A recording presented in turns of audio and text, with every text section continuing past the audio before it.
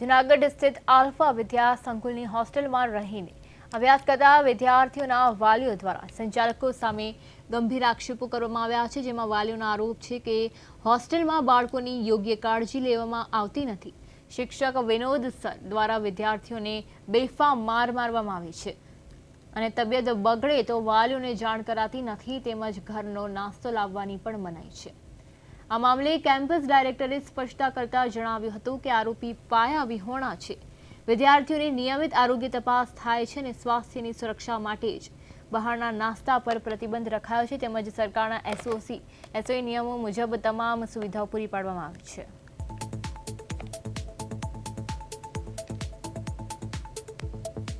કે છોકરાને જમવામાં તકલીફ છે, લાઇટ પંખાનો પ્રોબ્લેમ છે, પાણીનો પ્રોબ્લેમ છે, નાસ્તો નહીં લઈ આવવાની વાત કરી છે। અમે ઘરનો નાસ્તો તો આપી શકીએ ને, બરાબર। એના લોકર બેડ તૂટેલા છે। પછી જે શિક્ષકોને જે વિષયવાર શિક્ષણ આપવું જોઈએ, અમારી માંગ છે એ પ્રમાણે અપાતું નથી। એના વિષયવાર માર્ક પણ અમારા મોબાઈલમાં મેસેજથી પડેલા છે।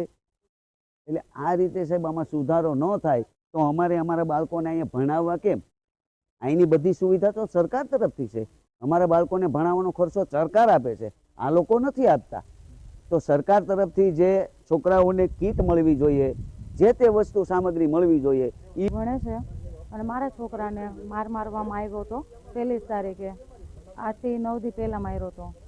તો એને 10-12 ઝાપટું મારી, સ્તંભથી માર્યો અને હું રાવ લઈને આવી। મારી રાવ વિનોદ સર બસ લોબીમાં દોડતા હતા તો પ્રેમથી પણ સમજાવી શકતા હતા ને, મારવાનો કોને અધિકાર આપ્યો એને? અને પાછા મારા બાળકને 6 દિવસ પહેલાંનો તાવ આવતો હતો અને મને 7મા દિવસે કીધું મને મારા છોકરા હાલતા એને ચક્કર આવી જાય છે, હાલતા તાવ આવી જાય છે, તોય જ્યારે તાવ આવે છે ત્યારે કેમ નથી કહેતા? અને મેડિકલ ટ્રીટમેન્ટ અહીંયા કેમ સુવિધા સારી કેમ નથી હોતી કે ઘરે બાળકને લઈ જવું પડે?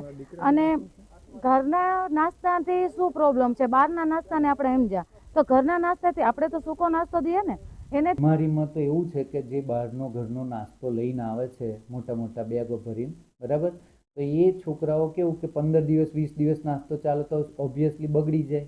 એટલે મેં હમણાંનું જ બંધ કરાયું છે કે ભાઈ પેરેન્ટ્સ બહારનો નાસ્તો મહેરબાની કરીને ના આપશો, કારણ કે આપણે અહીં 2 ટાઈમ નાસ્તો 2 ટાઈમ જમવાનું સારામાં સારું ફ્રેશ આપીએ જ છીએ।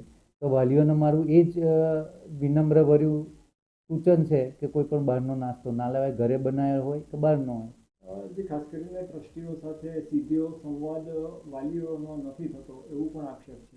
ના, હમણાં જ થોડી વાર પહેલાં જ વાત કરાઈ કે અઠવાડિયા પછી અમારા ટ્રસ્ટી શ્રી પધારવાના છે અને બધા પેરેન્ટ્સને મળવાના છે।